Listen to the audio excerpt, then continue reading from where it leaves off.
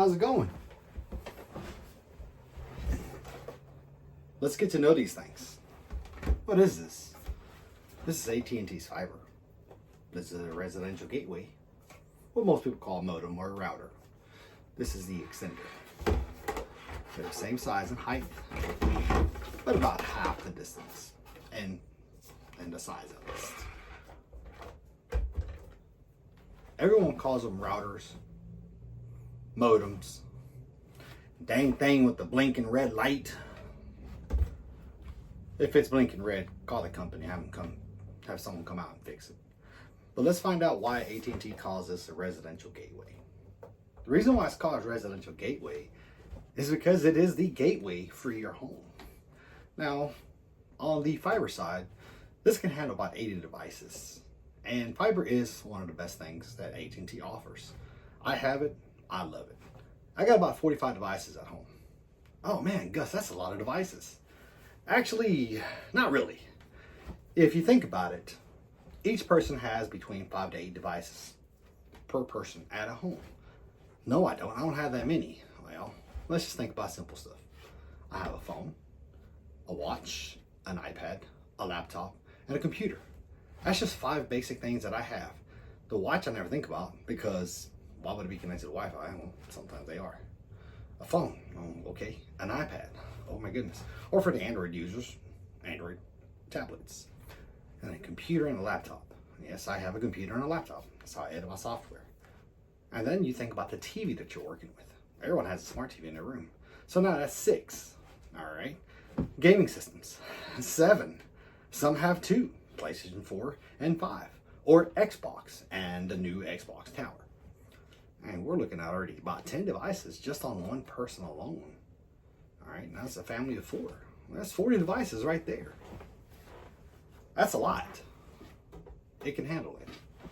So let's keep looking at this. You have an Alexa. Well, there's 41 devices. If you've got a family of 4, multiple Alexas, and you have LED lights. You have security cameras. You have 10 security cameras at your house. Well, there's 10 devices already connected to it right there. Now you're looking at like 55 devices. I think I'm losing count, but you get my picture, or the picture, the drift. Now, that is a lot of devices. AT&T Fiber can handle every one of these devices for you. What kind of speeds do you need at your home? Well, the basic rule of thumb is what you can afford, okay? Because their fiber starts at about, I believe, $50 a month and can go up to about $200 a month. Do you need the fastest internet possible? Well, on fiber, it already is the fastest. Even if you buy their 50 megabyte second program, you're still at the lowest latency possible, which is about 5 to 10 milliseconds in speeds. It's going to vary on every device too. This thing has Wi-Fi? Well, yes, it does. It can handle about 80 devices on Wi-Fi, which is what I said earlier. And it also has 4 ports. Your 5 gigaport, we can handle up to 5,000, but your device connected to it has to handle the 5,000. You have to have a 5,000 network card or a multi-gig card. If you put this on a gigabit switch that only handles 1,000, then that's what you're going to get. You got to get a multi-gig switch that can handle new devices. Now be careful when you start putting that much out there, because when you start dragging that much in, you're going to drain it all in. So can it handle it? Oh yeah, easily. I've had 5,000 at the place I lived at before, and my 40 devices were just fine. I ran a speed test. My computer can only handle a gig. So it caps out at 950, 900, 999. Sometimes it hit 1,000. I've seen places that had multi-gigs to it connected to this, and I would see all the 5,200, 5,300 megabytes a second. That's a lot of speeds, or bandwidth at least, because it truly is bandwidth, not the speed. That is the amount of bandwidth coming in on that, second or 2 that you're coming in. Megabits, megabytes per second. 1,000, 5,000 gig. Or 5 gigs. This is 5,000. The new stuff with AT&T should be coming out with a 10 gig profile. Do you need that? Maybe. Well, a friend of mine says, hey, I don't like AT&T. It just doesn't cover my house. What size is your house? 3,800 square feet. This isn't going to cover it alone. This can cover about 2,000 square feet if you place it right in the center. Ideally, you would place it right in the center of the peak of your home, inside the house. That could give you better coverage because you get the umbrella effect. Now, for the person that has a 3,800 square feet, start to think about the extenders. That's why these things are so important. Because for this handling, say 2,000, can this handle 2,000? Let's look at it as a 500 square foot extra. So you got a 2,000 square foot home placed in the center, you're golden with this. You got a 2,500 square foot, you want to add this. So this needs to be strategically placed. So one side of the house to the other side, or more, 2/3, and then this is the other 1/3 it covers. All right, you got a 5,000 square foot home. You might want to add about 4 of these. I believe AT&T adds these for about $10 more a month. Well, does it change the Wi-Fi name or anything like that? No.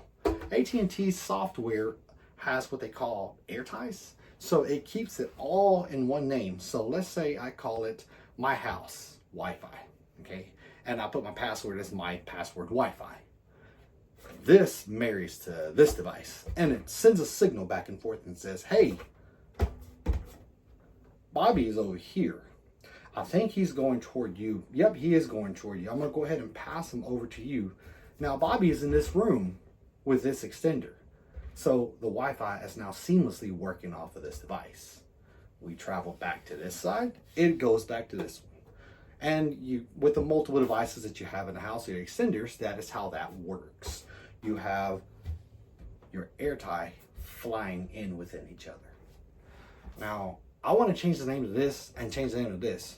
Let's not do that, because you're gonna have to disconnect from your Wi-Fi here and connect it to here. Keep it the same name.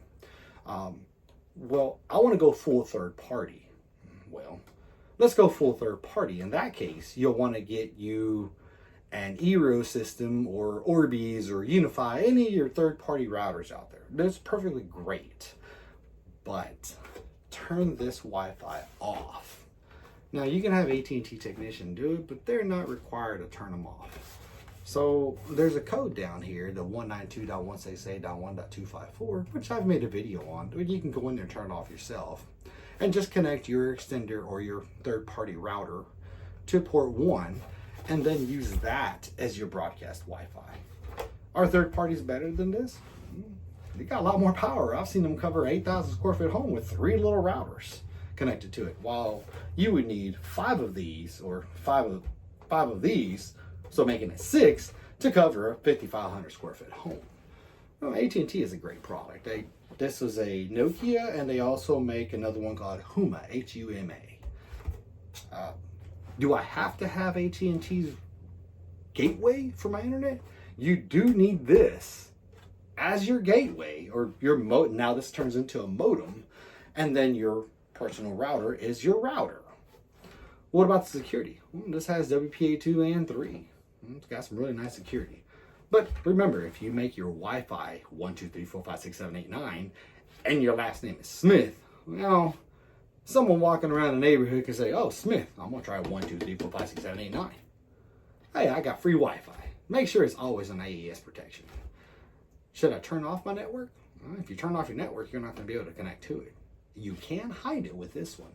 Now, third-party routers do have a little bit more power when it comes to storage, like cloud storage. I believe you can connect like my cloud hard drive to it and then load software or load pictures to it. There is a USB on the back of this one here, but it doesn't work that way. There's a phone jack, or you can connect a phone. You got your USB.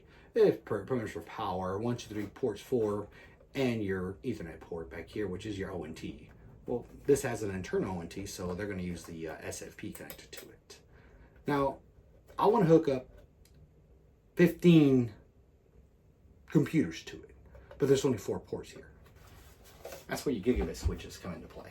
We'll do another video on that.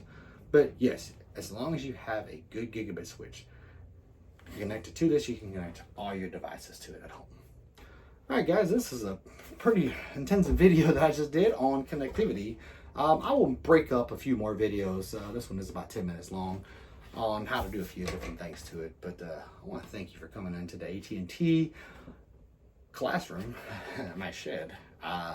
I will do more videos, try to educate some stuff. And there are ports back here too. I forgot to show you that. It's a little WPS button there, so you can connect devices to it, like a printer.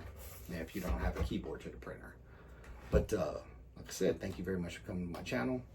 And I am going to turn off this camera because I'm about to start gaming on my gaming chair with my internet from AT&T.